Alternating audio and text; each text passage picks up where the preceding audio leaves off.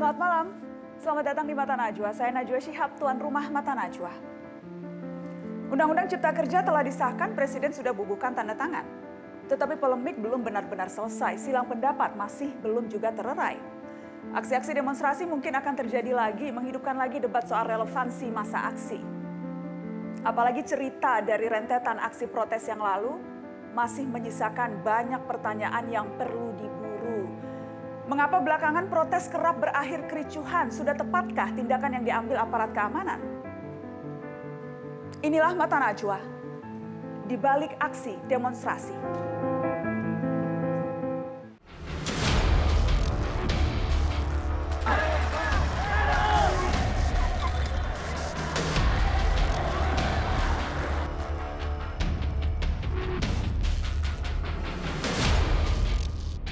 Jadi pertanyaan sekarang, apakah masih ada pelaku-pelaku lain? Masih ada, ini masih dilakukan penyelidikan.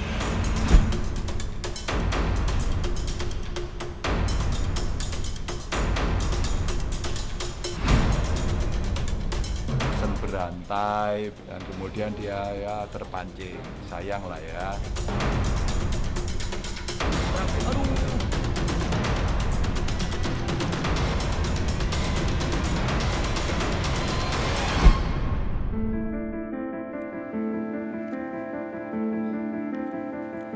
Aksi demonstrasi menolak Undang-Undang Cipta Kerja pecah di sejumlah daerah pada 8 Oktober 2020. Hampir 1 bulan setelah peristiwa itu terjadi, masih menyisakan banyak kejanggalan. Apa yang sebetulnya berada di balik aksi demonstrasi, kita akan membahasnya bersama dengan Direktur Eksekutif Lokataru, ada Haris Azhar. Selamat malam, Kak Haris. Malam, Nana. Terima kasih sudah hadir di Mata Najwa. Hadir juga anggota Kompolnas, Puji Hartanto. Selamat malam, Pak Puji. Selamat malam. Sebelum saya berdialog dengan Mas Haris dan juga Pak Puji, saya ingin kita menyoroti salah satu kasus yang melibatkan dugaan kekerasan oleh aparat yang terjadi atas mahasiswa di Surabaya. Ini dia cuplikan kasusnya.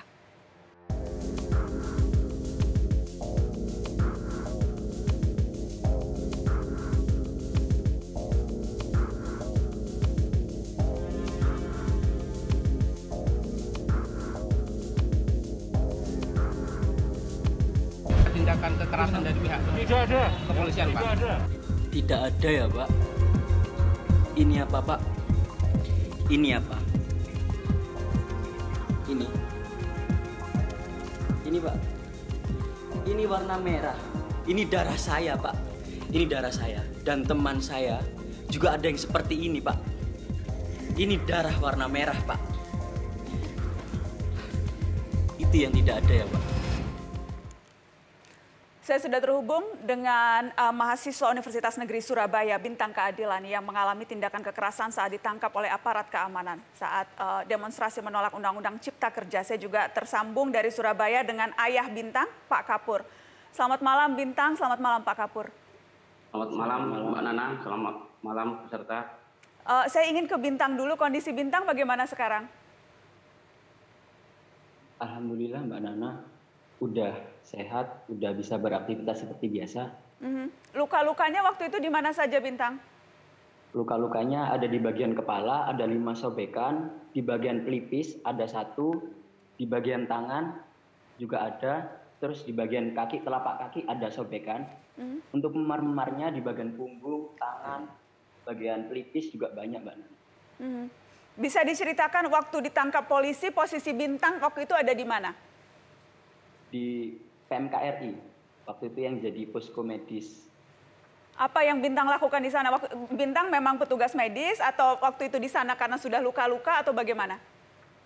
Saya di sana udah luka-luka Mbak Nana, jadi pada saat sore saya sempat menolongi beberapa demonstran, teman saya yang kena gas air mata, saya bawa ke posko medis, saya kasih air putih, dan pada saat itu saya juga kena Mbak Nana, dan akhirnya saya yang dibawa ke posko medis, hingga di sana saya diobati. Telinga saya mendengung pada saat itu, panas. Dan kemudian waktu lagi di posko medis, ada aparat masuk atau bagaimana itu kronologisnya? Iya, ada aparat masuk, mereka nggak pakai seragam Mbak Nana, jadi pakai kaos polo warna hijau, saya ingat betul pada saat itu. Mereka masuk, nyuruh saya keluar, saya dan teman saya pada saat itu. Saya keluar, baru sampai di depan pintu, saya sama teman saya udah dipukuli, pakai pipa besi, ditendangi, di bagian kemaluan saya ditendangi, digoblok-goblokin, dianjing-anjingin. Saya sempat membela diri kalau saya di sana itu kena gas air mata, saya lagi diobati, tapi polisi menghiraukan pada saat itu. Dan melanjutkan. Itu Bintang bisa mengenali siapa yang menendangi, memukuli itu, bisa kenal itu yang tadi Bintang bilang tidak pakai seragam, tapi Bintang yakin itu aparat kepolisian? Iya, dari postur tubuh udah kelihatan Mbak Nana, dan mereka kan juga berkelompok, dan akhirnya pada saat jalan, saya disuruh jalan jongkok, gulung-gulung, rolling, sampai Gerahadi, mereka juga ngobrol sama polisi yang berseragam. Bagaimana jadi disuruh jalan jongkok, gulung-gulung? Iya, jalan jongkok, gulung-gulung, rolling, sambil dipukuli Mbak Nana. Yang memukuli aparatnya itu, memukuli? Iya Mbak Nana, benar sekali. Bintang saja yang dipukuli atau ada yang lain juga? Ada yang lain juga. Nah, itu jalan gulung-gulung, jongkok, kemudian Bintang dibawa kemana? Dibawa ke arah halaman Gerahadi pada saat itu. Oke. Jadi di sepanjang perjalanan kami dipukuli pakai tongkat besi, pakai sepatu boot mereka, pakai tembak gas air mata yang besar 2 bulat itu Mbak Nana, itu dipukul ke arah pelipis saya pada saat itu, entah kalau teman-teman. Jadi kami benar-benar disiksa sepanjang perjalanan itu Mbak Nana. Bintang sempat bilang stop atau sempat protes atau sudah tidak bisa apa-apa waktu itu pasrah aja? Iya. Saya sempat protes karena pada saat itu telinga saya emang kondisi lagi disembuhin karena dengung banget pada saat itu. Tapi setelah jalan di Gerahadi, saya pasrah Mbak Nana. Pasrah. Kemudian dibawa kemana Bintang? Dari Gerahadi terus dibawa kemana? Di halaman Gerahadi, setelah itu kami didata di barang bawaan kami dikumpulkan. Setelah itu kami dibawa ke Polda. Oke. Sempat bisa menghubungi keluarga? Tidak bisa sama sekali, Mbak Nana. Nggak bisa sama sekali? Iya, karena HP dan lain-lain barang semua dikumpulkan pada saat itu. Oke, saya ingin ke Pak Kapur. Pak Kapur sebelumnya tahu tidak kalau Bintang ini memang akan ikut demonstrasi menolak Undang-Undang Cipta Kerja, Pak Kapur? Baik Mbak Nana, pada tanggal 8 hari Kamis pagi itu memang anak saya ini izin ke kami, ke orang tua untuk melakukan ikut demo anti menolak Omnibus Law itu. Kami mengizinkan dan kami memberi saran ke anak saya jangan sampai anarkis, jangan sampai ikut yang lempar-lempar, hindari, kalau bisa sarankan ke teman-teman yang lain untuk tidak anarkis, ya, tidak anarkis. Setelah itu sampai sore saya mendengar bahwa ada kericuhan di dalam demo itu. Akhirnya sampai jam 9 malam saya cross check ke Polres, saya telepon ke Bintang tidak ada yang ngangkat, ya telepon ke teman-temannya juga nggak ada yang ngasih tahu. Akhirnya dinyatakan bahwa Bintang ini hilang.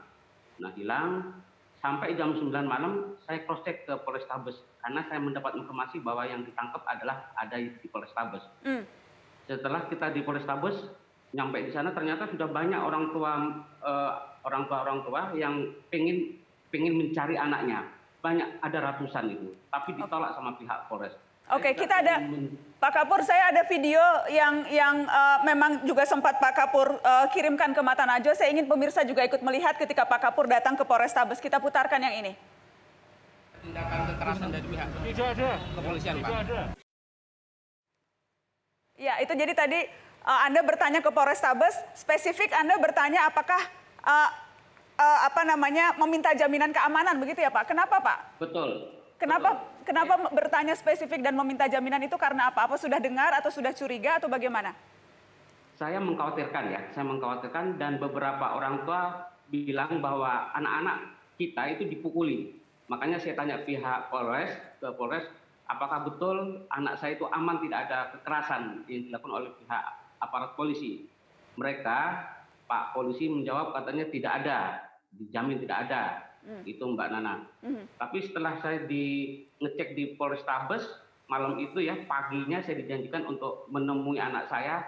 Ternyata pagi hari Jumat itu kami juga dipersulit untuk bertemu. Saya bahkan mencari data nama anak saya atau datanya anak-anak yang lain, apakah ada di Polrestabes atau hilang. Itu juga nggak dapat data dari pihak Polrestabes, sehingga kita bingung. Akhirnya saya setelah debat, saya diizinkan untuk masuk ke ruangan penyidikan. Ternyata memang anak-anak sudah dikumpulkan di satu ruangan yang gelap, ditelanjangi. Ya, ditelanjangi. Saya tanyakan, gimana anak-anak, kondisinya baik-baik? Mereka jawab baik-baik. Terus saya tanya, namanya Bintang ada? Ternyata Bintang tidak ada di situ, Mbak Nana. Akhirnya saya keluar dari ruangan itu, saya langsung meluncur ke Polda. Di Polda, habis sholat Jumat, ternyata di sana sudah banyak juga orang-orang yang menunggu mencari kabar tentang anaknya itu. Sampai menjelang maghrib, anak saya itu telepon ke saya, ke istri saya, bahwa Bintang ada di penyidikan, ada di dalam katanya itu. Ya sudah, saya baru tenang. Setelah itu, saya bisa masuk ke ruangan penyidikan, ternyata saya sudah mendapatkan anak saya itu, kepalanya sudah bocor itu. Lengannya juga sudah kayak begitu juga, sudah luar biasa itu. Nggak pakai sandal, bajunya juga dicopot itu. Aduh. Bintang tidak sempat dapat perawatan apapun dari polisi dalam kondisi luka-luka pada saat di Polda, Bintang? Iya, untuk perawatan sempat cuman dibersihkan Mbak Nana bagian kepala, dibersihkan tapi tidak maksimal. Karena apa? Soalnya pada saat itu saya tahu sendiri bahwa kepala saya itu ada beberapa luka, ada beberapa pukulan di kepala saya, sampai akhirnya darah mengalir itu. Saya bilang ke polisinya, Pak ini ada beberapa, tapi sama polisinya yang dibersihkan cuma satu luka pada saat itu. Oke, saya ingin ke Pak Kapur. Pak Kapur, selanjutnya apakah keluarga akan mengambil tindakan tertentu? Siap, ya, saya sudah menyerahkan kasus ini ke lembaga bantuan hukum, ya LBH di Surabaya dan beberapa lawyer untuk saya mencari keadilan. Karena begini Mbak Nana, ketika masyarakat itu menangkap maling sandal, dipukuli sama masyarakat yang memukuli maling itu ada diperkarakan sama polisi. Tapi ketika saya menemukan anak saya dipukul sama polisi yang tidak salah, saya harus juga mencari keadilan itu, Mbak Nana. Baik, Pak Kapur, terima kasih sudah mau bercerita terbuka untuk Mata Najwa. Bintang, terima kasih sudah mau bercerita untuk saya. Sehat-sehat terus ya, Bintang. Siap, Mbak Nana. Terima kasih, Mbak Nana. Terima kasih. Kami akan kembali setelah pariwara, tetap di Mata Najwa.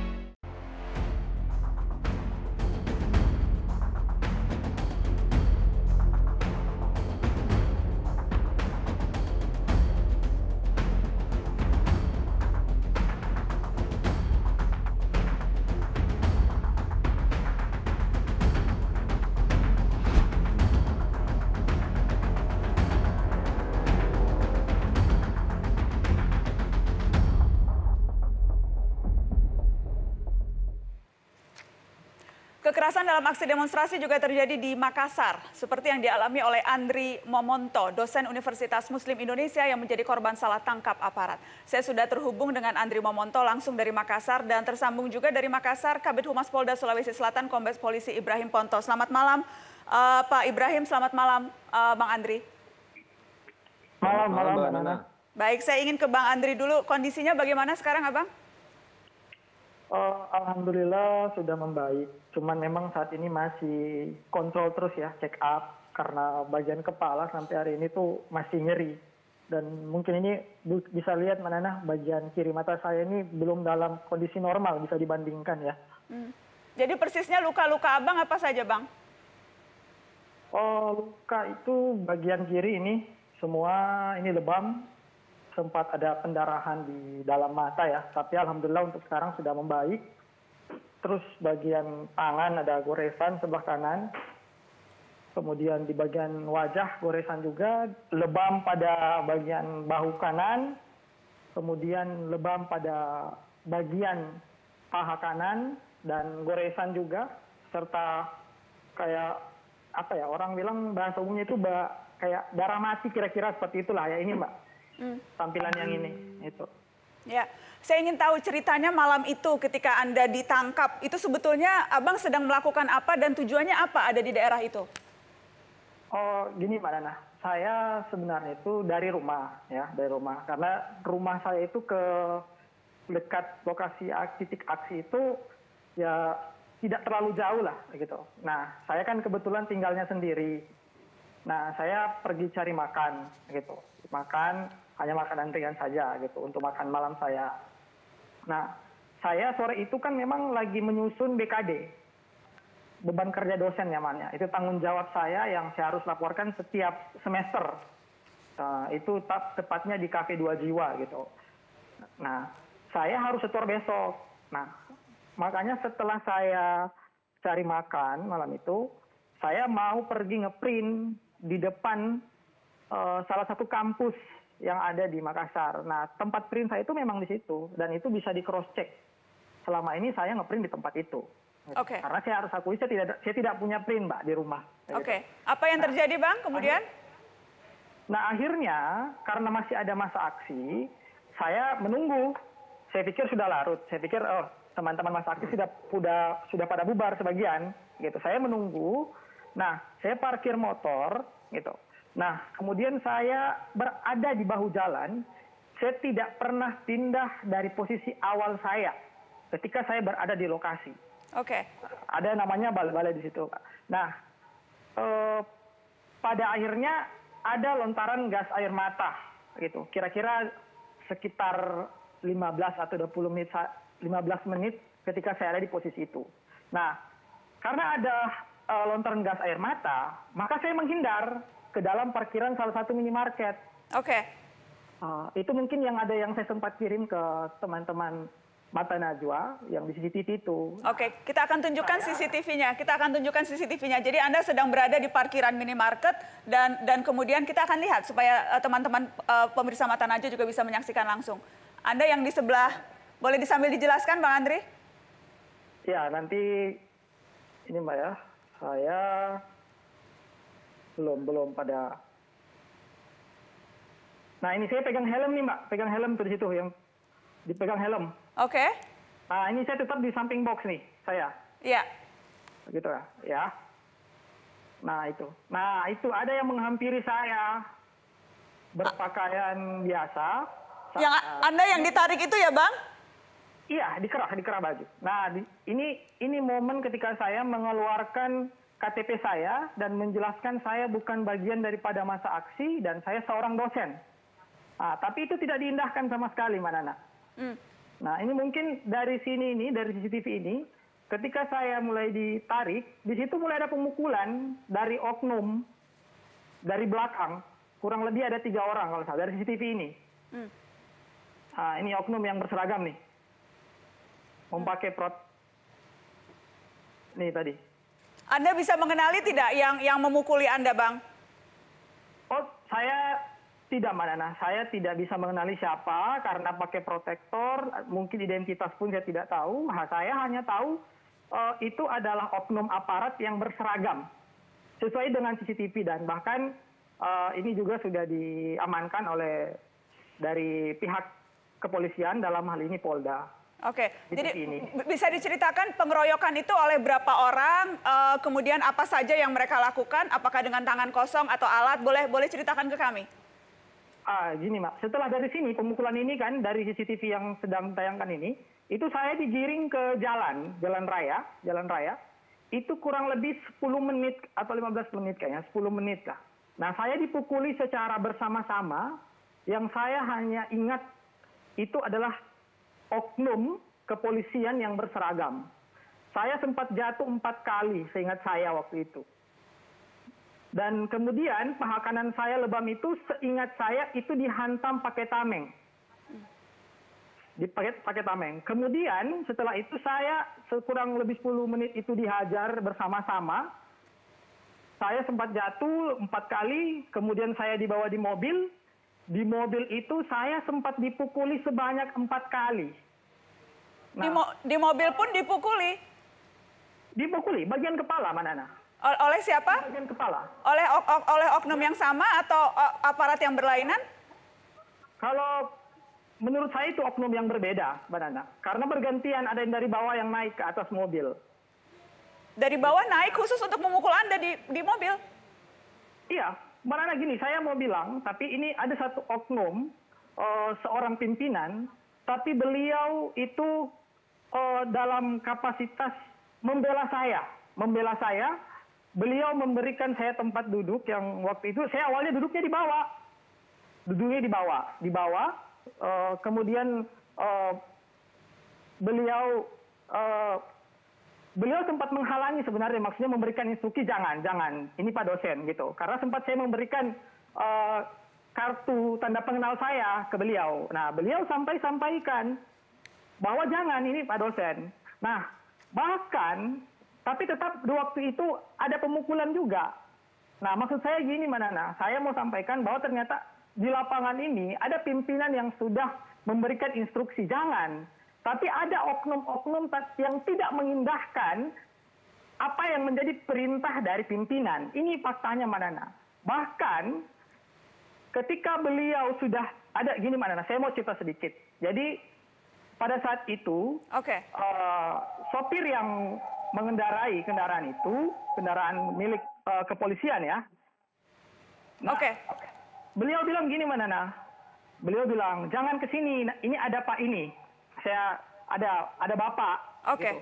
Nah, sayangnya ketika turun si Bapak itu yang menghalangi pimpinan itu, naik satu oknum yang terakhir kali. Persis di depan saya, dia memukul kepala saya, sembari melontarkan penghinaan terhadap profesi. Dengan memberikan kata-kata kotor gitu. Yang memaki profesi. Nah. Baik. Saya ingin langsung minta penjelasan Kabid Humas Polda Sulawesi Selatan, ada Kombes Ibrahim Tompo. Apa penjelasannya, Pak Ibrahim, atas peristiwa yang menimpa Bang Andri ini? Iya, baik Mbak Nana. Pertama, kita menyampaikan prihatin ya dengan insiden yang terjadi seperti ini. Di dalam standar prosedur kita sudah jelas ini batasan-batasan terkait masalah pengamanan dan unjuk rasa itu kan sudah ditetapkan. Nah, makanya seperti adanya insiden-insiden seperti ini, kita juga sudah langsung menindaklanjuti karena memang kita dikawal oleh prosedur. Nah, dengan demikian akhirnya juga prosedur ini dikawal oleh Propam dan diawasi oleh Propam. Nah, dengan adanya insiden ini, kita sudah menindaklanjutinya dengan melakukan pendalaman-pendalaman terkait kejadian-kejadiannya dan sudah melakukan pemeriksaan-pemeriksaan.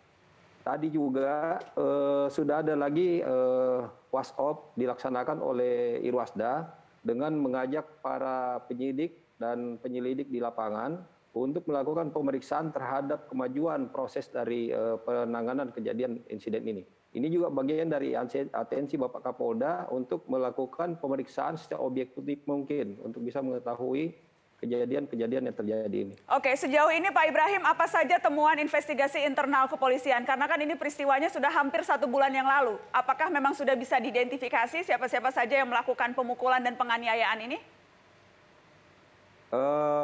Dalam mekanismenya memang kan ada prosedur-prosedur atau tahapan-tahapan yang harus kita lalui. Misalnya melakukan penyelidikan, kemudian mengumpulkan alat-alat bukti, nah kemudian pemeriksaan-pemeriksaan, ini semua sekarang sedang berjalan semua, dan akan kita arahkan kepada betul-betul kejadiannya, faktanya kita bisa angkat, nanti akan kita rilis berikutnya. Oke, Pak Ibrahim, kenapa ya harus memukul ya? Kenapa harus memukul, kenapa harus menendang, kenapa harus mengutarakan kata-kata kasar? Apa penjelasannya polisi melakukan itu, Pak Ibrahim? Seperti sama-sama kita pahami, Mbak Nana. Terkait masalah kekerasan, saya rasa kita semua sepakat. Masalah kekerasan, tindak pidana, saya rasa pihak kepolisian juga secara sistematis juga pasti tidak menginginkan hal demikian. Namun memang biasanya ada insiden-insiden seperti ini, hal-hal inilah yang akan betul-betul kita tilik, supaya bisa kita lihat kebenaran-kebenaran di lapangannya. Nah, kita juga memang saya sekarang belum melakukan info terkait perkembangan kasusnya, karena memang masih minim data-data yang kita dapatkan terkait kejadian ini. Baik, saya ingin ke Bang Andri lagi. Bang Andri, apa harapan Anda sekarang? Anda melapor ke Propam, tadi kita dengarkan Pak Ibrahim mengatakan investigasi internal masih dilakukan. Apa yang Anda inginkan sekarang, Pak Andri? Jadi gini Mbak Nana. Singkat saja Pak, tolong. Saya melaporkan tidak hanya etik, tapi juga pidana umumnya. Gitu. Nah, saya berharap ini ada progres karena mengingat range waktu yang dari sejak kami pelaporan, bahkan sampai kemarin pun bukti visum itu belum sempat diambil oleh teman-teman pihak kepolisian. Tabe, saya sebagai orang Timur, ke Pak Ibrahim Tabe, Pak Ibrahim, saya sangat berharap kasus ini bisa berjalan secara objektif. Itu saja saya, Mbak Nana, supaya tidak terulang lagi. Karena saya hanya berharap ini tidak terjadi di teman-teman yang lain. Dan saya yakin ini adalah oknum. Jadi saya mohon, Tabe, Pak Ibrahim, oknum yang melakukan ini, tolong dipublish ke publik sebagai bentuk pertanggungjawaban dari pihak kepolisian. Baik, itu harapan semuanya. Pak Ibrahim, terima kasih sudah mau bergabung di Mata Najwa. Kami menghubungi kepolisian yang lain, seperti misalnya Polda Jawa Timur untuk kasus Bintang, tapi tidak bersedia memberikan tanggapan. Jadi saya menghargai Anda mau datang dan berbicara untuk Mata Najwa malam ini. Terima kasih Pak Ibrahim, terima kasih Bang Andri. Terima kasih Mbak Nana, terima kasih Mas Andri. Terima kasih, Mbak. Kita akan tunggu hasil investigasinya dan Mata Najwa akan mengawal terus kasus ini. Kita akan kembali setelah pariwara. Tetap di sini.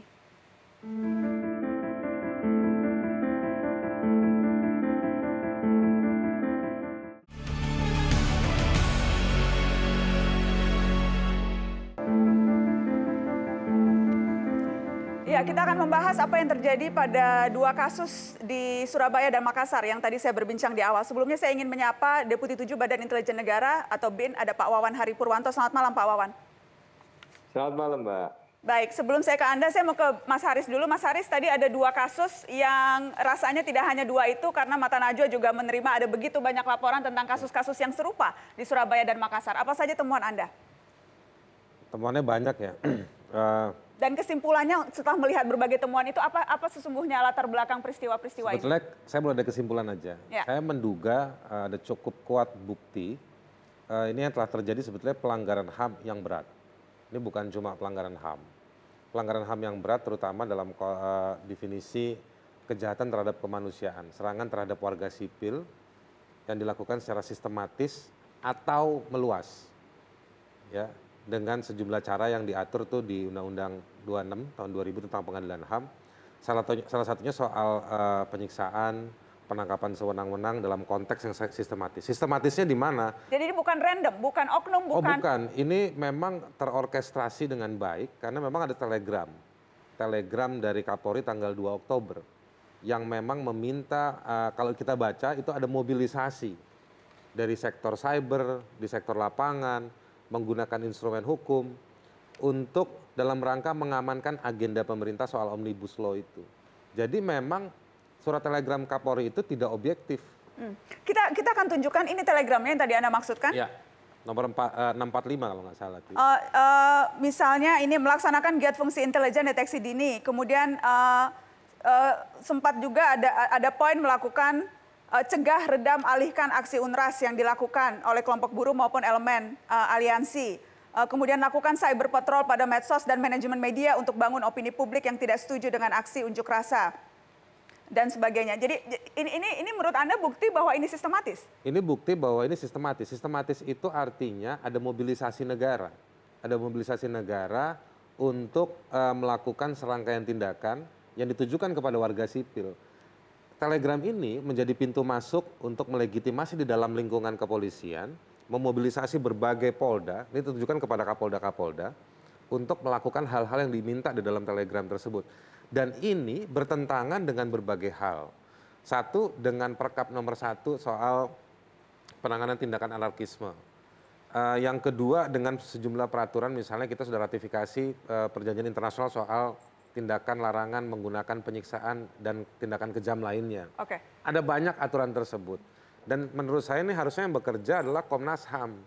Tapi saya tidak lihat gregat besar suara dari Komnas HAM melihat situasi ini. Karena ini situasinya menurut saya sudah pengulangan yang kedua atau bahkan yang ketiga. Baik. Dulu waktu Hari Buruh 2 tahun lalu RDK tahun lalu, sekarang tahun ini modusnya seperti ini, ditangkap random, disiksa dan tidak dikasih akses bantuan hukum dan diadili secara tidak mumpuni dalam konteks fair trial. Saya ingin minta tanggapan Pak Puji, Kompolnas. Bagaimana Pak?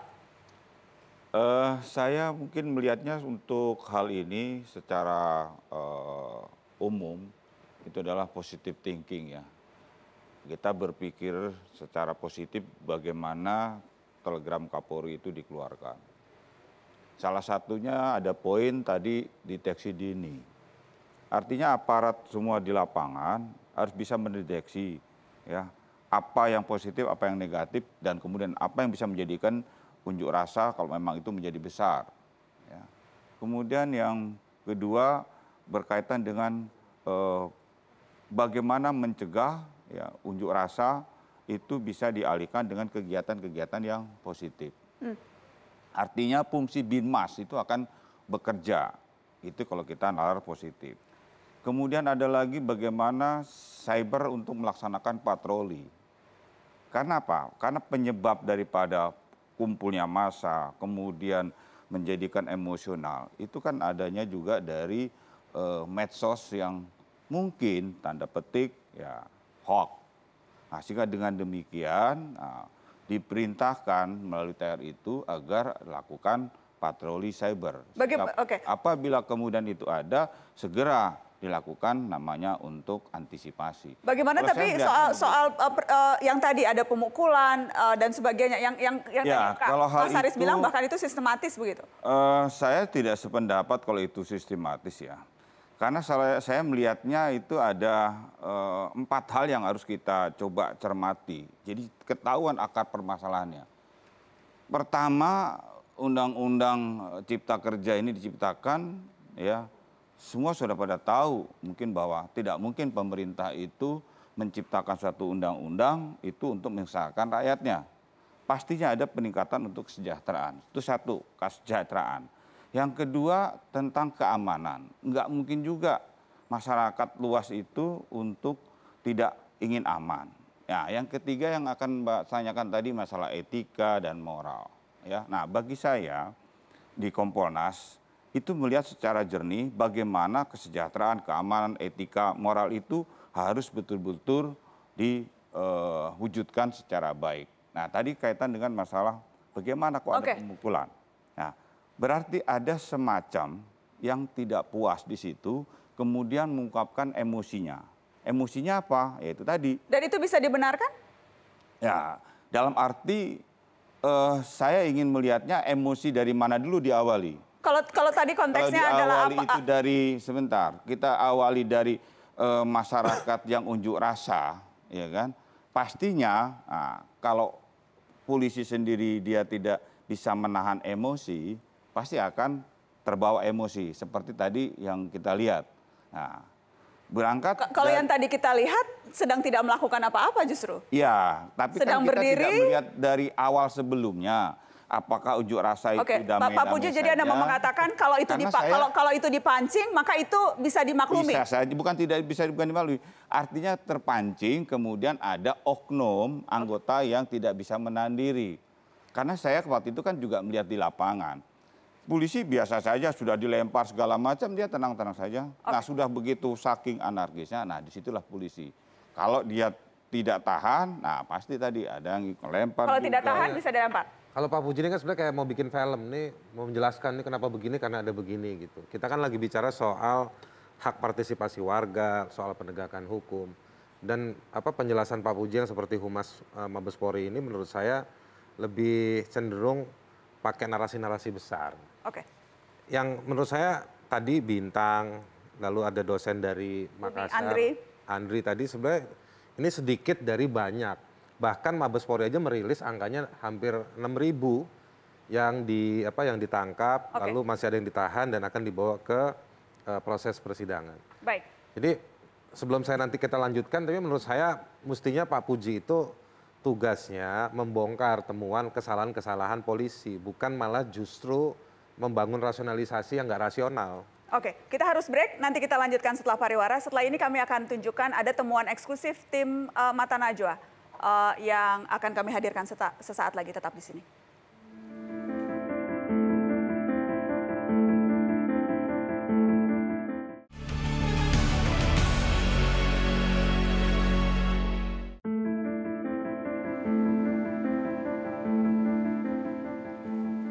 Teman-teman, pekan lalu Mata Najwa menayangkan cuplikan video investigasi narasi yang mengungkap peristiwa pembakaran halte Sarinah.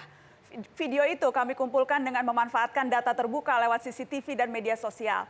Nah, setelah video ini ditayangkan, kami menerima banyak sekali informasi tambahan seputar peristiwa tersebut. Salah satunya saksi mata yang mengaku berada di lokasi pembakaran halte Sarinah dan melihat langsung pelaku beraksi. Berikut cuplikan wawancara eksklusif dengan sejumlah saksi mata. Oke, jadi waktu kita berempat udah duluan di tempat itu, di pertigaan. Terus kita ngelihat ke arah belakang, karena di arah belakang itu asapnya itu udah ngebul di arah Bundaran HI. Waktu kita datang itu saya sempat melihat kalau udah ada tumpukan di dalam halte itu. Saya ngelihat dia keluar dari dalam halte atau dari sisi halte bagian selatan itu, dia lagi menaruh barang untuk ditumpuk. Dia sama salah satu seorang temannya untuk ngambil api. Emang bener dia balik lagi, pas dia balik ke arah kita, saya spontan nanya, "Bang, itu emang mau dibakar ya?" Kayak gitu. "Iya bang," udah langsung jalan. Terus saya cuman, oh gitu. Itu waktu itu saya melihat si yang itu aja sih. Setahu saya memang dia bolak-balik terus kalau nggak salah ya. Bawa apa aja waktu itu? Karena waktu itu dia bawa yang pemeleh untuk kayak biasa proyek-proyek di pinggir jalan tuh, pakai apa sih namanya? Atau ya kunci gitu, dia di bawah dia ke jadi tumpukan buat jadi api. Jadi memang sebelum halte juga terbakar, mereka kasih pecah dulu semua kaca, itu semua sisi kaca halte itu pecah, terus barulah setelah itu mereka menumpuk barang yang di sisi selatan. Setelah itu juga mereka, yang di sisi selatan ini, titik api ini mereka hanya menumpuk barang. Setelah itu mereka membakar barang tersebut sehingga apinya itu tidak membakar halte, tidak sampai membakar halte, cuma tumpukan barang itu aja. Berbeda dengan yang di sisi utara. Yang di sisi utara itu mereka benar-benar membakar halte tersebut karena api itu benar-benar menyelimuti halte tersebut gitu. Ciri-cirinya bagaimana? Dia agak gondrong, setahu saya dia gondrong, tapi gondrongnya sampai segini aja kalau nggak salah ya, sepundak. Terus dia pakai topi, pakai masker atau buff hitam, nutupin semua, jadi cuman kelihatan emang gondrong aja. Jadi dia sambil jalan nggak terlalu fokus kalau dia ini siapa gitu. Yang ini, yang pojok kalau nggak salah, yang ini, karena dia gondrong. Ya, selain pengakuan eksklusif saksi mata di tempat kejadian tadi, tim Mata Najwa juga menerima foto terduga pelaku pembakaran yang tampak jauh lebih jelas dari foto viral yang banyak beredar. Saya akan tunjukkan ini dulu. Ini adalah foto peristiwa pembakaran halte Sarinah yang beredar. Ini foto yang memang sudah viral banyak di berbagai media. Nah, kalau yang ini adalah foto jarak dekat dari salah satu terduga pelaku yang terekam dalam foto viral peristiwa pembakaran. Ini juga kami diterima oleh tim Mata Najwa. Ada beberapa rangkaian foto yang dari jarak dekat, ya Anda bisa lihat itu tampak jauh lebih jelas ya. Ada 2 foto itu, sekali lagi kami menerima itu dari sejumlah saksi mata yang mengaku berada dan melihat langsung peristiwa itu. Tim Mata Najwa juga sudah menghubungi kepolisian untuk melengkapi informasi yang juga sudah kami bagi minggu lalu ke kepolisian. Ini kata pernyataan kepolisian, Karopenmas Divisi Humas Polri, Brigjen Awi Setiono. Kita dengar cuplikannya.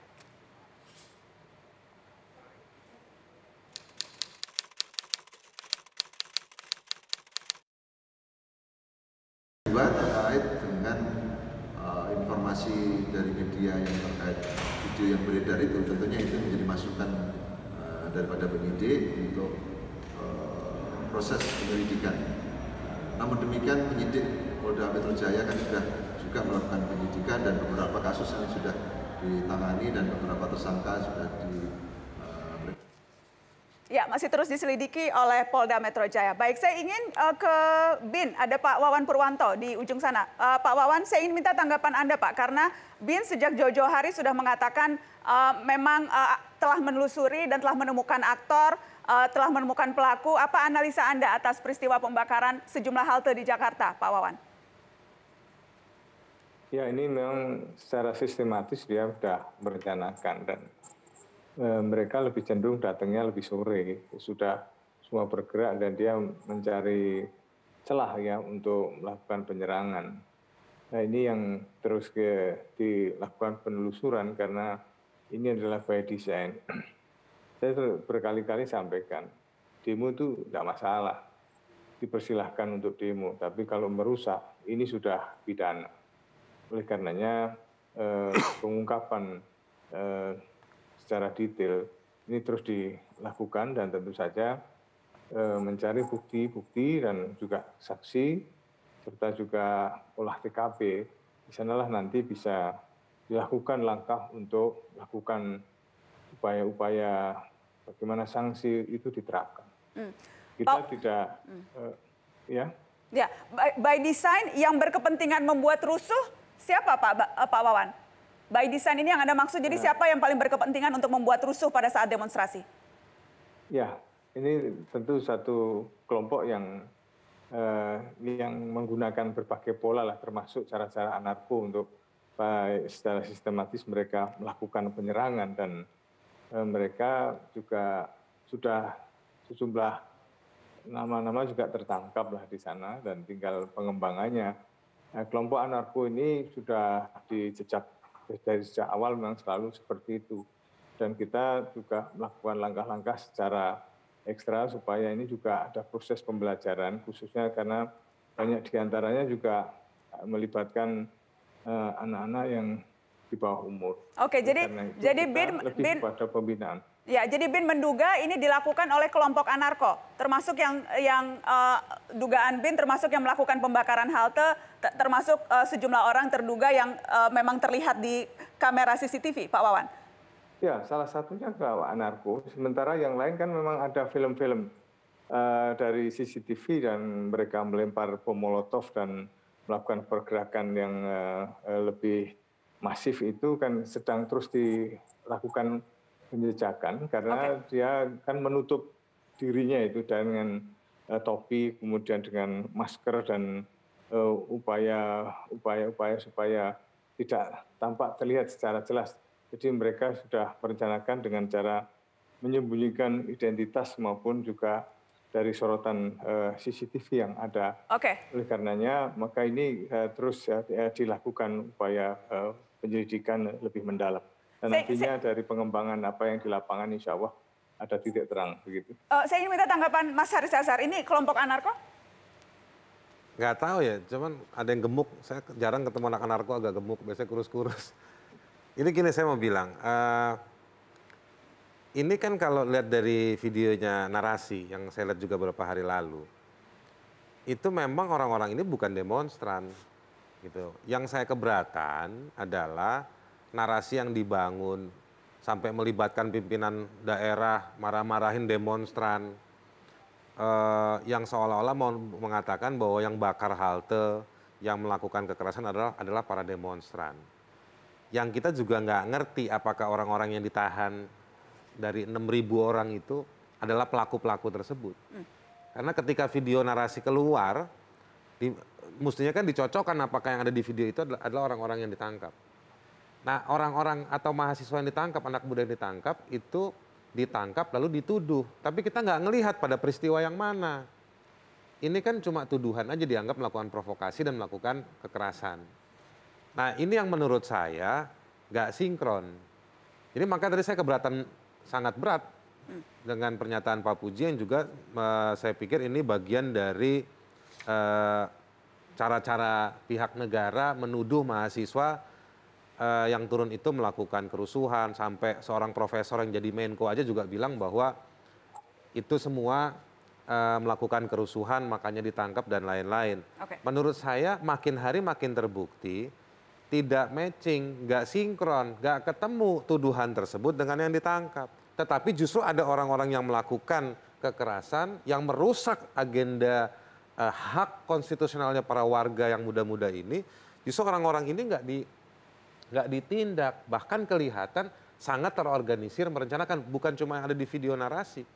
Tapi kita juga lihat video yang beredar di banyak sosmed, misalnya bagaimana aparat keamanan masuk ke dalam kerumunan mahasiswa, pas ketempatan polisi sama polisi, yang satu intel, yang satu pakai seragam, saling nangkep. Itulah arti salah satu indikator menunjukkan bahwa ini memang bukan hanya direpresi dari luar, tetapi juga diinfiltrasi dari dalam. Nanti saya akan kasih kesempatan Pak Puji dan Pak Wawan untuk menanggapi, tapi saya ingin tunjukkan ini dulu karena ada banyak pertanyaan juga ke Mata Najwa dan kami ingin menjelaskan. teman-teman, investigasi yang kami lakukan di halte Sarinah berasal dari data-data dari media sosial dan dari CCTV yang aksesnya terbuka dan bisa dibuka oleh publik. Metodenya namanya Open Source Intelligence, OSINT. Metode investigasi jurnalis menggunakan open source dan sesungguhnya ini bukan hal baru di berbagai belahan dunia. Metode yang sama juga kerap kami gunakan investigasi beberapa liputan yang lain. Saya ingin tunjukkan ini untuk teman-teman. Era digital mengubah banyak hal. Keterbukaan data di era ini telah mengakselerasi kerja investigasi. Dalam penelusuran kasus pembakaran halte Sarinah misalnya, tim Mata Najwa mengumpulkan beragam data, mulai dari akses foto dan video di media sosial hingga jaringan CCTV yang kini memungkinkan diakses publik lewat aplikasi. Tim Mata Najwa juga telah menerapkan metode ini untuk menelusuri sejumlah kasus, mulai dari memantau pergerakan kapal patroli Cina di Laut Natuna, disinformasi kasus kekerasan di Papua, memantau kebakaran hutan di Kalimantan, memergoki Joko Chandra yang berstatus buronan satu frame dengan Perdana Menteri Papua Nugini, menemukan kampung halaman Edi Tansil di pedalaman Fujian, Cina, mereportase CCTV di sekitaran rumah Novel Baswedan. Investigasi berbasis sumber digital terbuka atau OSINT ini sebenarnya bukan hal baru. Banyak kasus besar terpecahkan lewat para jurnalis yang hanya bekerja di depan monitor selama berjam-jam. Penembakan pesawat MH17, penggunaan senjata kimia dalam perang Suriah, pembunuhan bekas intelijen Rusia, hingga pelanggaran HAM di Afrika, semua terkuak lewat investigasi open source intelligence.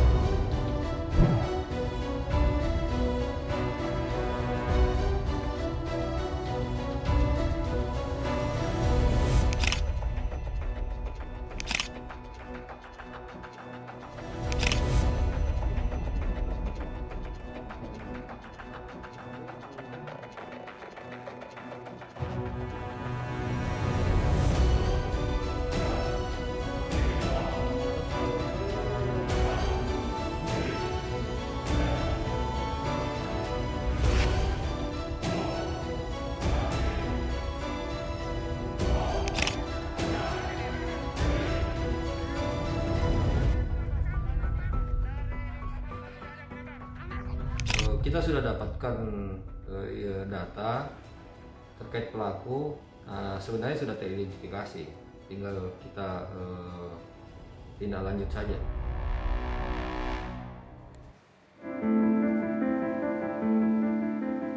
Ya, itu peristiwa yang terjadi di Makassar. Tertangkap oleh CCTV pelaku pelemparan bom Molotov di pos polisi di Makassar. Pelakunya terlihat, kemudian juga lagi-lagi berhasil diidentifikasi lewat CCTV, sesuatu yang kemudian sekarang masih ditelusuri oleh Polda Sulawesi Selatan. Saya ingin minta tanggapan Pak Puji. Pak Puji, bagaimana melihat berbagai aksi yang terjadi? Dan tadi saya ingin minta komentar dari tentang yang disampaikan oleh Bang Haris. Ya, komentar Bang Haris saya pikir boleh-boleh saja ya, karena beda pendapat itu kan hal yang wajar. Tapi dari satu sisi dari awal kami melihatnya bagaimana kita melihat secara positive thinking. Saya juga mantan polisi, jadi tahu persis lah itu telegram yang disampaikan Kapolri itu pasti adalah untuk hal yang positif. Itu pertama. Yang kedua, dengan adanya kerusuhan dalam rangka unjuk rasa, pastinya juga bukan seperti kami membangun narasi, membuat film seperti yang disampaikan oleh Bang Haris, ya memang itu kenyataannya. Polisi bertahan, SOP-nya sudah ada, kemudian kalau unjuk rasa itu melakukan anarkis, ya, polisi tetap harusnya masih bertahan. Tapi dengan adanya kemudian sudah terlalu anarkis, nah itu tadi muncul. Polisi juga sebagai manusia biasa, ada oknum yang kemudian terpancing, seperti yang tadi ditampilkan situ. Ya. Bahkan, pimpinan sendiri di lapangan tidak juga mungkin terus kemudian membiarkan. Merelai, menahan, kemudian memerintahkan untuk tidak melakukan. Nah, kami dari Kompolnas sekali lagi bahwa tidak melihat itu secara sepihak untuk hal-hal itu kemudian membela, tidak. Karena sesuai dengan peraturan presiden, di sana dibunyikan apa tugas Kompolnas. Fungsi wewenangnya sudah jelas. Termasuk diantaranya? Memonitor, mengawasi, dan memberikan rekomendasi. Satu hal Mbak Nana, kami dari Kompolnas juga sudah memberikan satu surat rekomendasi kepada Kapolri. Untuk menyelidiki mencegah jangan sampai ini terjadi berulang-ulang. Itu sudah ada suratnya dari Ketua Kompolnas langsung ditujukan kepada Kapolri. Bang Haris? Iya, menurut saya begini, ini bukan soal melihat sisi positif atau negatif. Taken for granted ya, polisi itu ada memang harusnya ya positif gitu. Nah yang kita, jadi juga kita nggak perlu memuji polisi, karena polisi itu dia public goods. Nah ketika dia menjadi bad goods dalam prakteknya, itu yang kita protes. Kalau Anda mengajak mau melihat sisi positif, ya bicara aja sama orang tua yang anaknya diinjak-injak, yang tangannya bengkok-bengkok.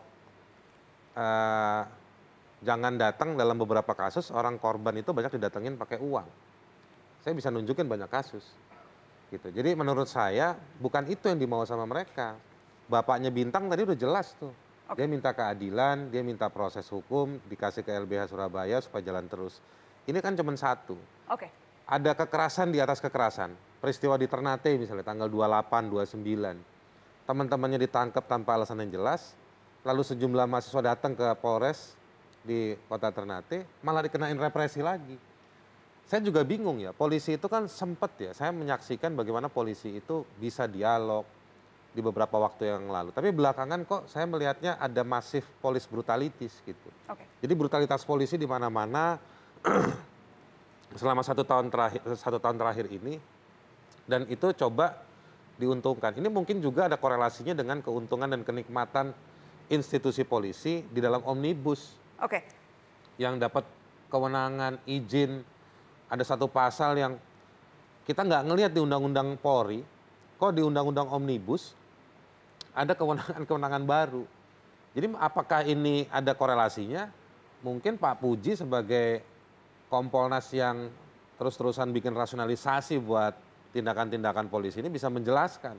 Kita harus break dulu. Setelah ini saya akan kembali. Saya juga akan berbincang dengan Gubernur Jawa Tengah Ganjar Pranowo yang sempat turun langsung melihat bagaimana sejumlah orang dan anak-anak yang ditangkap pada saat demonstrasi 8 Oktober lalu. Setelah pariwara, tetap di sini.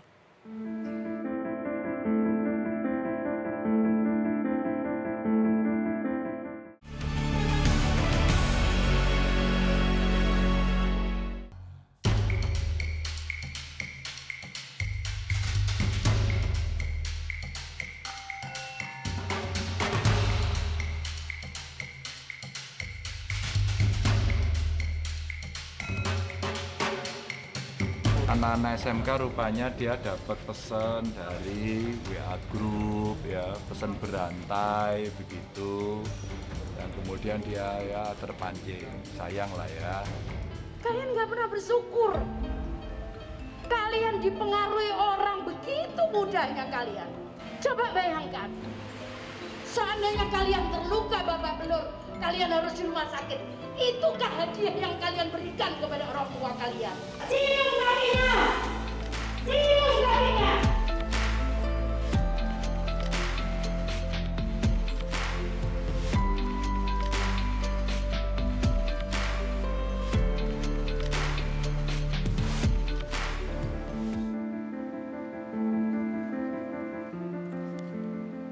Ya, cerita di balik aksi demonstrasi juga datang dari Jawa Tengah. Karenanya saya akan langsung menyapa Gubernur Jawa Tengah Ganjar Pranowo. Selamat malam, Mas Ganjar.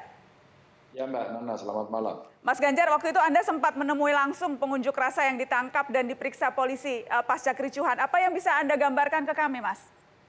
Ya, karena saya dikasih tahu oleh Kepala Dinas Pendidikan saya bahwa Pak Ganjar ada anak-anak yang terlibat. Siapa mereka? Ada anak SMA, Pak, ada anak SMK, ada anak SMP, bahkan gitu. Loh, SMK berarti anak-anak saya juga itu gitu.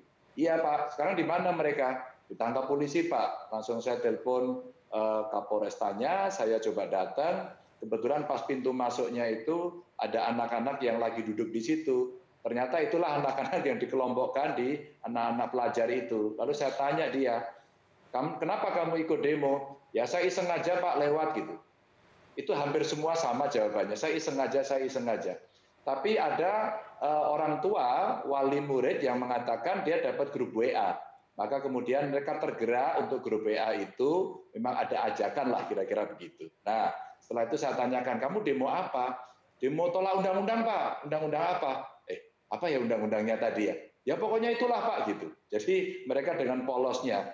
Artinya sebenarnya simpel aja, Mbak Nana.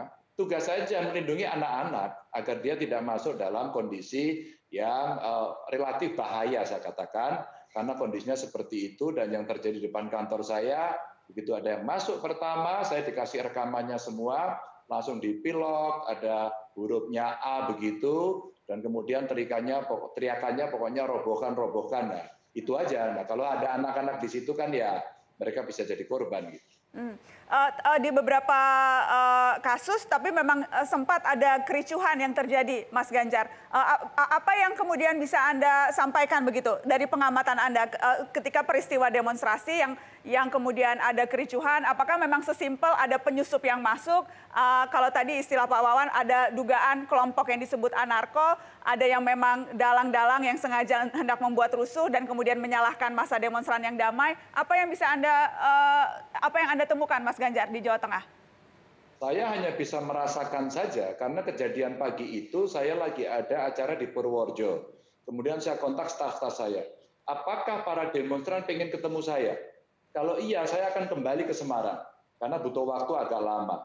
Maka disampaikan oleh staf saya, tidak Pak, pengen ketemu dengan DPRD. Semua kegiatan tolong direkam. Nah, maka saya punya rekamannya. Nah, pada saat itu sudah ditemui kawan-kawan dari DPRD, tapi sampai dengan sore tetap tidak mau. Yang menarik kemudian saya mendapatkan share informasi dari seluruh Indonesia. Ya artinya beberapa tempat lah dari yang ada demonstrasi yang melaksanakan pada hari itu. Polanya mirip, pokoknya ada pagernya dan pagernya roboh. Polanya hampir semuanya sama.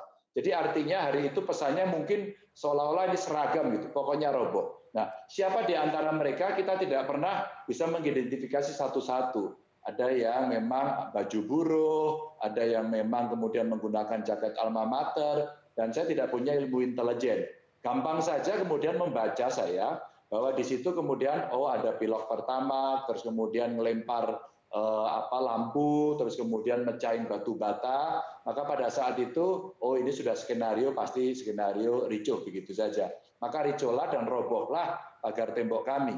Maka pada saat itu kemudian saya mencoba komunikasi dengan kawan-kawan buruh, komunikasi dengan kawan-kawan mahasiswa. Maka saya undang pagi harinya, ini loh yang Anda tuntut itu ada naskahnya yang belum beres. Tapi saya punya beberapa naskah, boleh nggak saya share? Pagi harinya saya undang rektor beberapa perguruan tinggi di Semarang, saya undang Apindo, saya undang buruh, saya undang mahasiswa, tapi mahasiswanya tidak datang. Tapi waktu itu saya pernah mahasiswa juga, Mbak.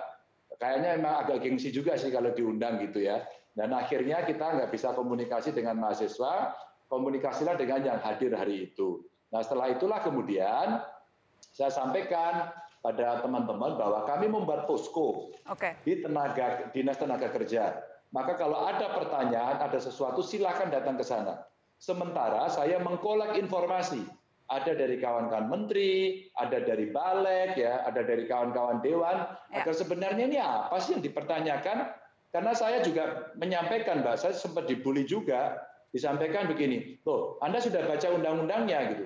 Belum, Pak. Bahkan undang-undangnya nyebut nggak tahu begitu kan, anak-anak pelajar ini. Lalu saya kemudian dibully sama netizen. Emangnya Pak Ganjar sudah baca? Loh, saya juga belum baca. Ini problemnya yang di sini belum baca, di sini belum baca, tapi temboknya, pagarnya roboh. Maka saya katakan, loh kita sama-sama belum baca kok. Apakah itu tidak membuat forum untuk membaca saja bersama-sama? Nah, saya merasakan situasi yang pada saat itu agak mulai tegang lah. Saya bicaralah dengan Kapolda, bicara dengan Pangdam, bicara dengan intelijen, untuk kita hitung kira-kira besok ada apa. Maka pada saat ada serial demo berikutnya sudah meminta izin, kita komunikasi dengan para kawan-kawan yang mau demo, termasuk kawan-kawan buruh. Akhirnya Mbak, pada saat beberapa kawan buruh mau demo, pemimpinnya kita ajak ngobrol, sudah sampaikan saja, ini masih pandemi. Yang saya deg-degan itu kan pandemi, Mbak. Kalau kemudian posisinya dempet-dempetan begitu, sudah itu ngeri aja buat kita. Bukan soal demonya, bukan soal menyampaikan aspirasinya yang potensi ribut, tapi juga pandeminya. Nah, pada saat itulah kemudian kita bisa ngobrol, ya demonya berikutnya saya sambut dengan baik-baik, silakan Anda demo, silakan Anda... Jadi sesungguhnya bisa ya, Mas Ganjar, Anda mau sampaikan bisa demo itu kondusif, bisa sesungguhnya tidak perlu aparat kemudian merangsek dan sebagainya, itu sebetulnya bisa asal sesuai SOP. Saya ingin minta tanggapan Mas Haris. Gini, saya mau kutip masuk dari pendapatnya Pak Ganjar tadi. Di sini belum baca, sana belum baca, ya kan? Kalau Pak Ganjar ujungnya bilang, tapi pagar dirobohkan. Kalau saya mau bilang begini, sini belum baca, lah kok disahkan omnibusnya. Nah, dan menurut saya begini, anak muda, publik luas, nggak perlu baca. Mau baca yang mana, tiap minggu versinya berubah-berubah. Tapi begini, ada suara publik yang boleh digetarkan satu sama lain, menjadi diskurs, menjadi diskursus, menjadi perbincangan, dan itu bisa tergerak sama-sama. Dan yang kemudian saya mau bilang, anak remaja punya hak. Greta yang memimpin gerakan climate change, yang sampai dia pidato di depan PBB, tapi dia juga pakai celana pendek muter di mana-mana, itu juga anak kecil. Jadi menurut saya punya hak. Indonesia sudah menandatangani konvensi hak anak. Itu jadi rujukan juga untuk menyusun peraturan perundang-undangan untuk melindungi anak-anak. Artinya ada hak yang dijamin. Yang tidak boleh memilok, yaitu kan Pak Ganjar ini kan pimpinan daerah, maka dia bukan kejahatan Pak. Dia itu namanya pelanggaran tibum, ketertiban umum. Ya kan? Kalau dia nggak masuk sekolah gara-gara demo, maka dia pelanggaran sekolahnya. Yang saya lihat, ini over criminalization. Jadi menuduh anak-anak melakukan kejahatan, dituduh anarko, berbagi WhatsApp. Yang menurut saya berbagi WhatsApp kenapa? Apa yang salah dengan berbagi WhatsApp? Apa yang salah dengan berbagi informasi? Nah ini menurut saya kita harus spesifik. Dan saya nggak respect sama negara, nggak respect sama presiden yang memobilisasi pimpinan daerah. Kayak misalnya siapa yang di Surabaya itu Bu Risma marah-marah, ini apa? Orang anak dimarah-marahin, terus orang disuruh cium tangan. Kalau dia punya tradisi peluk-pelukan sama orang tuanya, kenapa harus cium tangan? Jadi menurut saya nggak ada yang genuine di situ. Bahwa harus ada solusi dialog, saya suka gaya dengan Pak Ganjar gitu yang mau nemuin boleh. Tapi menurut saya kesimpulan-kesimpulan 1-2 peristiwa jangan dipakai mengeneralisasi dengan segala hal yang ada terjadi belakangan di negeri ini. Oke, Mas Ganjar saya minta komentar singkat saja Mas karena saya harus break. Boleh silahkan Mas Ganjar penutup dari Anda. Oh ya, yang penting kita komunikasi saja dengan mereka, maka saya proaktif menjemput itu dan akhirnya kita bisa kok menyampaikan dan teman-teman buruh pada hari berikutnya bisa nyanyi dangdutan dengan saya dan saya share informasinya, maka mereka mengatakan, oh begini toh Pak, ya tidak semuanya baik sih, tapi ada yang baik juga ya Pak ya, itu seperti itu kondisinya. Memang saya juga tidak sepaham semua dengan Bung Hari Azhar ya, kita beda pada beberapa sikap, tapi saya harus mengambil keputusan untuk melindungi anak-anak saya. Soal Anda punya sikap berbeda, saya juga menghormati, tapi komunikasi kita lakukan karena ternyata itu bisa meredam. Mas Ganjar Pranowo, terima kasih sudah bergabung di Mata Najwa malam ini, Mas Ganjar. Sehat-sehat terus. Sama-sama, ya. Kita akan kembali setelah pariwara, tetap di Mata Najwa.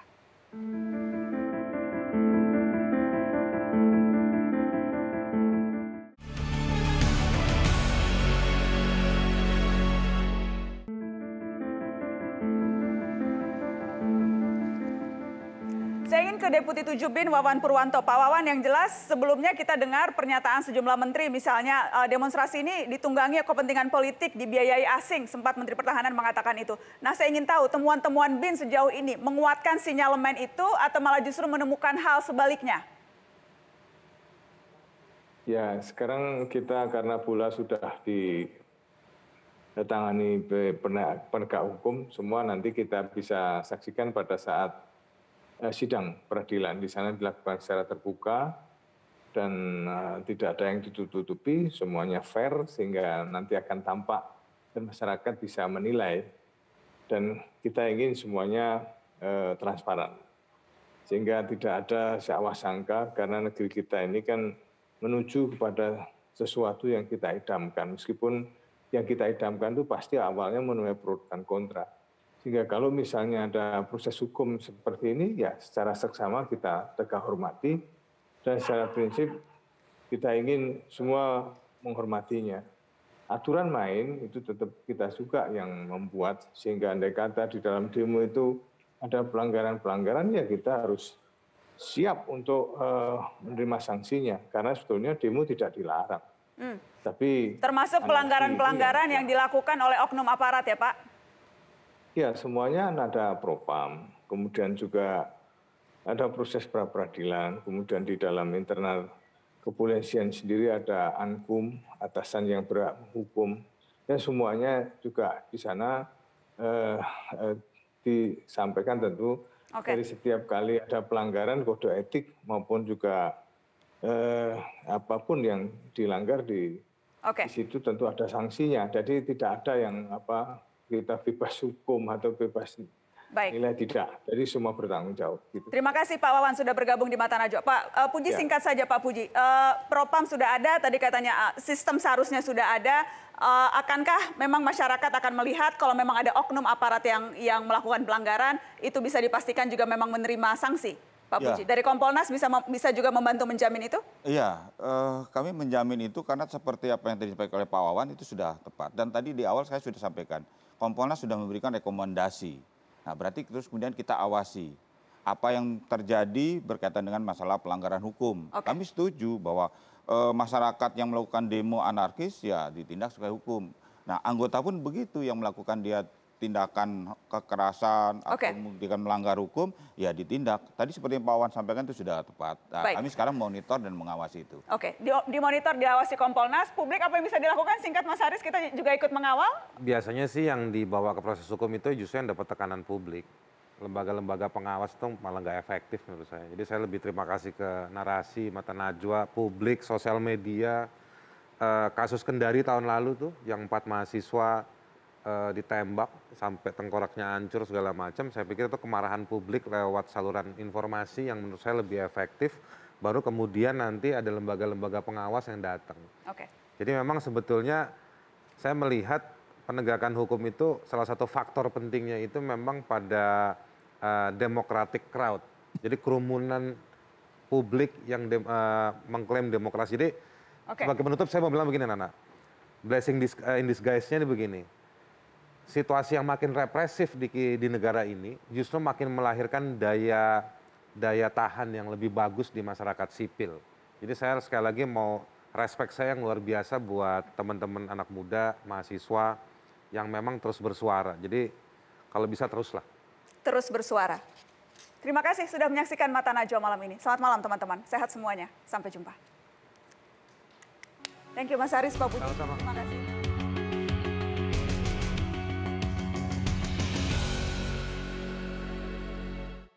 Pernah ada masa kita sangat sulit untuk angkat suara. Sekedar berbicara saja bisa berakhir di penjara. Masa-masa kelam itu sudah berhasil kita singkirkan. Sekarang perbedaan pendapat bisa bebas dirayakan. Berpendapat secara lisan, tulisan maupun demonstrasi menjadi hak yang sangat terang dilindungi konstitusi. Menangkap para perusuh tentu perlu dilakukan, tidak perlu ragu-ragu menindak pelaku kejahatan. Yang penting, jangan asal tangkap secara serampangan, sekedar menghalangi hak warga berpendapat di jalanan. Justru penting negara melindungi aksi-aksi massa dari penunggang liar yang punya agenda tak terduga. Sebab demokrasi tidak hanya mengakui jalur formal, menyatakan sikap lewat jalur terbuka pun cara yang legal.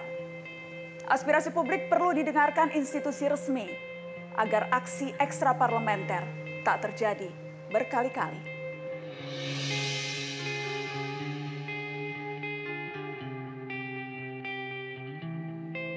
Dengarlah nyanyi sunyiku, bait risauku, rindu terpendamku, menyala dalam hayatku, duka padamu, duka padaku, saling lebu menghalau